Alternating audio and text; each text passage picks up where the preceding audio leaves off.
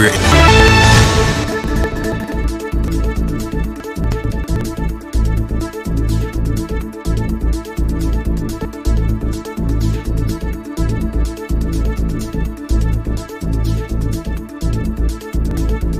Good afternoon. It's Monday, September 15, 2025. Mental health is real. Seek help and the stigma. On the news this afternoon. Rivers Sole Administrator asks politicians to sheath swords for peace.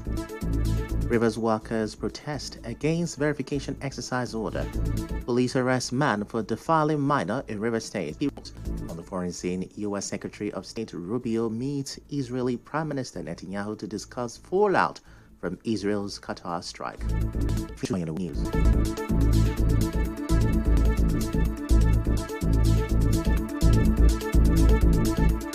The River State Sole Administrator, retired Vice Admiral Ibok Ete Ebas, has urged the political class to sheathe their swords, warning that no political gain is worth the blood of any citizen.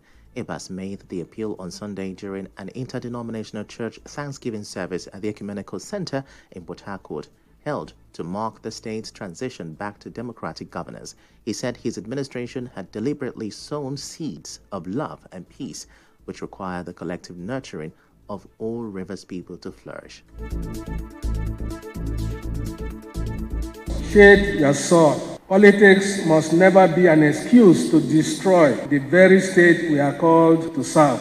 River State cannot afford another season of division and acrimony. We must forgive one another, reconcile with sincerity, and embrace tolerance. Let us remember that no political victory or personal gain is worth the blood of our brothers and sisters. Ebas also cautioned youth against being used as instruments of violence, urging them instead to channel their energies into building a peaceful and prosperous state.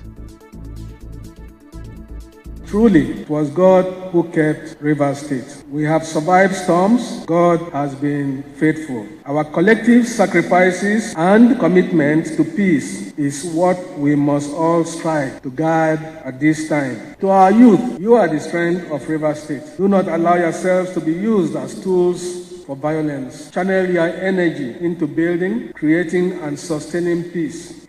Notable politicians in Rivers, including the FCT Minister Nyesom Wike and Governor Siminalayi Fubara, were absent at the event. Aside from the chairman of the River State Council of Traditional Rulers, many monarchs in the state did not attend the Thanksgiving. However, permanent secretaries, local government chairmen, heads of boards, agencies, parastatals, state graced the occasion. Eba last week said he has successfully achieved the mandate given to him by Bu in River State. In another development, civil servants in River State at the weekend staged a protest against the mandatory staff verification exercise a few days to the expiration of the emergency rule in the state. Thus took to the streets of Port Harcourt chanting solidarity songs to condemn the alleged inhuman treatment over the uncoordinated verification exercise initiated by the sole administrator, retired Vice Admiral Ibokete Ebas. They lamented being crammed into the Alfred Dieter Spieth Civic Center from Friday, staying all night to Saturday without being attended to. They described the exercise as a charade, accusing Ebas of clandestine motives. Away from River State, a human rights lawyer, Femi Falana, wants the Independent National Electoral Commission (INEC) to be stricter in regulating early campaigns, asking it to charge violators to court. Falana spoke on Sunday, describing campaigns ahead of the 2027 elections as abnormal. Last week, INEC decried premature campaigns by political parties ahead of the next elections. The electoral umpire, however, said its hands are tied, which means it cannot prosecute offenders. However, Falana wants INEC to map out plans to counter the illegality. He says Section 95 of the Electoral Act 2022 empowers INEC to draft rules and regulations.